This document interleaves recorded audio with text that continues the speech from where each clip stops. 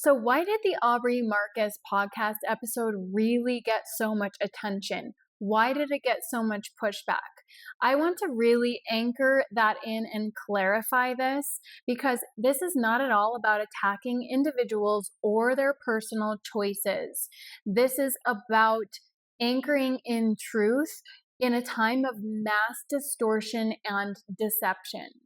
So, the pushback the podcast episode received was not at all about judgment, about being triggered, about being in the ego, nor was it even about getting likes and content and views. Maybe some people were piggybacking off of that episode for that purpose, but the vast majority of the responses that I saw and tuned in were not about that. And in my case, it certainly was not about that. I also certainly did not expect to get the response that I did, considering my relatively smaller following.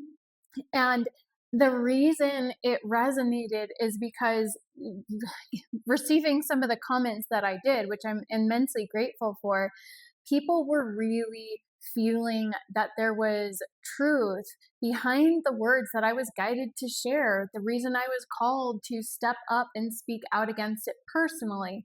And I'm very grateful that people did resonate in the way that they did. But again, this is not about being triggered. This is about reading the energetic architecture of the field. And right now, the amount of hijacking that is going on by the false light is rampant. I've been having conversations behind the scenes with people, and not to keep naming people, but there are a lot of individuals out there right now, and many of them in relatively influential positions, whether they are a teacher or a quote unquote influencer, they have a podcast or whatever kind of platform they might have where they kind of reach the masses. And especially men is what I'm seeing. This has been happening for several months. It's been ramping up and up and up. The amount of targeting of people in these positions of relative power and influence has really increased and ramped up, and it's gotten to a level that is wild. And it's really subtle and insidious, which is why it's really important for us to recognize it and call it out, not necessarily by name, but to really anchor into sovereignty and being able to discern. Discernment is the initiation of our time. I don't know how many times I have said that, but I will continue to repeat that because it is so true. And so discernment is not judgment. It is a sacred shield. It is a shield of sacred truth. When you have the capacity to read the energetic field of an individual or of a situation, you are then standing in your sovereignty. You're able to read the room is kind of the simple way to put that. But because of the way the false light works and because it is so tricky, it can be really insidious and subtle, and it can hook into people.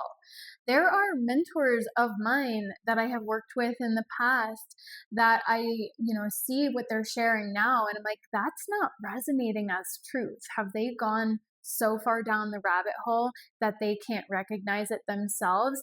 And then I connected with a couple of people who were in the same container, and they were like, yeah, we're kind of feeling the same thing. And this isn't to project blame or shame or, cast judgment from this space of separation, but to call it for what it is and say, hey, they're not actually operating in the highest truth anymore. And I'm just not going to take that on. That belief that they're sharing doesn't resonate with me. So I'm not going to continue forward with that path. So especially with that particular podcast episode, what they were doing was injecting these thought forms into the field that were not resonating as truth.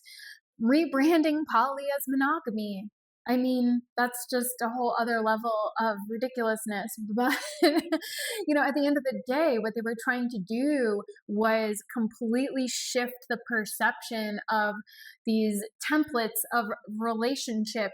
And it's already a realm that is fraught with so much emotion, and that can cause people to get hijacked. And they're infusing sexual distortions with sacredness and confusing the entire template of sacred union itself. So why did it generate such a reaction? Because people were not resonating with it as truth. They were seeing the distortion for what it was. It was not at all about projection or being triggered from our own traumas of the past. In some cases, maybe, but collectively speaking, no. We said no because it was not anchored in higher divine truth. And many of us are in that space of emotional, spiritual maturity where we can say, no, that's not resonating. And no, we're not going to stand for this level of distortion in the field. So there were many layers to that conversation as well. It had to do with the rise of the divine feminine and patriarchal distortions, sexual distortion, plant medicine distortion, just the general false light and hijacking. Many layers to this conversation. So this is why it caused such a stir, why it struck such a nerve, and why the people calling them out, as it were, not from a space of separation, but why that's actually striking a chord with people, because we're all saying, hey, we see this too, and we're not happy with that trajectory. We're not happy with these people in positions of leadership trying to inject distortion and hijack and even engage in predatorial behavior. We're done with that. And that paradigm is the paradigm that is falling. Also, collectively speaking, the frequency of the collective consciousness is rising as these light codes are streaming into the planet from the sun. The solar light codes are activating our bodies, clearing out distortion. And that's actually helping us to anchor in these higher light frequencies. And when you have these higher frequencies anchored in, when you're embodied them, when you have integrated them, your field grows stronger, and your perception increases, and your capacity to perceive, I think that's the word that I was trying to say before, your capacity to perceive distortion in the field also amplifies. In the frequencies of light, there is no room for distortion, heaviness, deception as well. That field of manipulation is very distorted, and it's very inverted, and it is not aligned with the higher frequencies of truth, of divine truth. That is truly the quote unquote new earth frequencies, aurora earth, emerald earth. I've heard a bunch of different terms associated with it, but a lot of the new earth narratives have been very hijacked as well. And a lot of people who claim to be operating in these higher frequencies are very clearly operating in distortion. And so this idea of opening up can open you up sometimes to too much because it can open you up to distorted fields if you're not integrated, if you're not doing the deeper shadow work. And so those with large followings in particular are targeted to be hijacked. Those in leadership positions or of relative influence, those who are teachers in particular, because through those teachings you can insert distortion that will get people, even if it's 1 degree off the path, the true path, it will keep people going further and further away from the truth. And then influencers who hold sway over collective narratives. And again, I have seen this with men in particular, because when the men are hijacked through those lower chakras especially, so this is very much what happened with the Aubrey Marcus podcast episode, it's very easy to completely distort the relational templates and then the family template as well. And again, that is a very sacred template. Go back to my previous podcast episode about true divine union and the Hyros Gamos codes being restored. If you can interfere with that, you can really interfere with the whole organic ascension and the awakening that is happening now.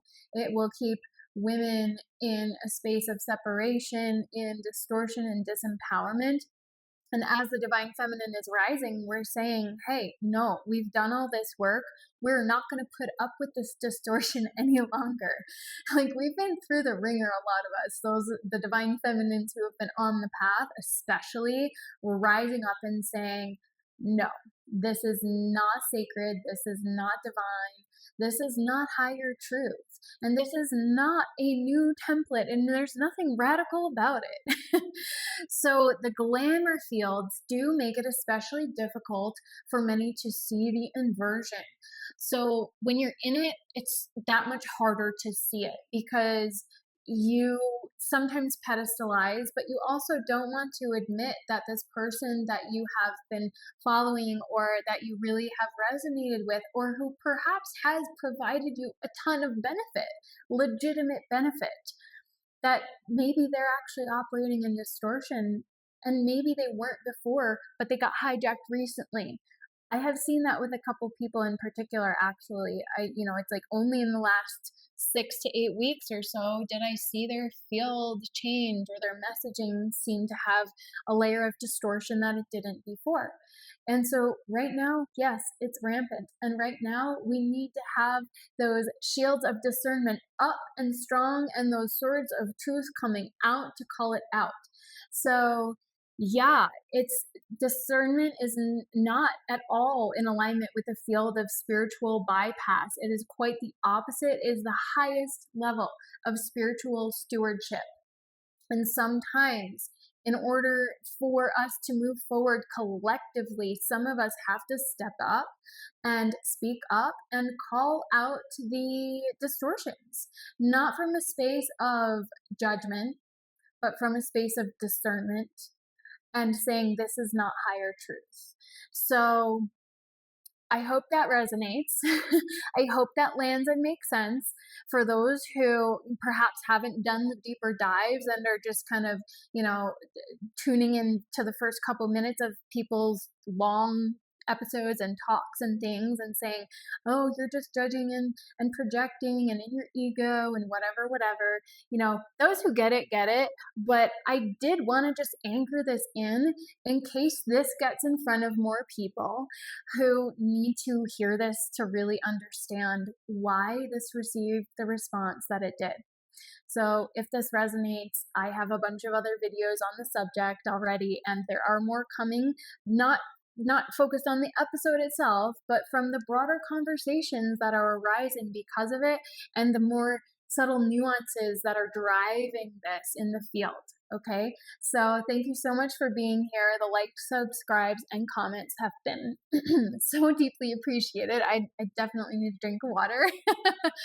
That was a lot that came out in a short amount of time, but yes, I am just so appreciating the conversations in the comments, because it's really helping me to anchor into what needs to be said next, and that, yes, this is resonating, and the subscribes are so deeply appreciated. I have a lot more coming down the line. I'm going to be sharing a podcast episode on, one woman, my friend's experience in a cult, and some other really beautiful episodes in the works. So thank you for being here. Thank you for being willing to receive these messages. And together, I know we got this. Onward and upward in love and light. And I will see you soon.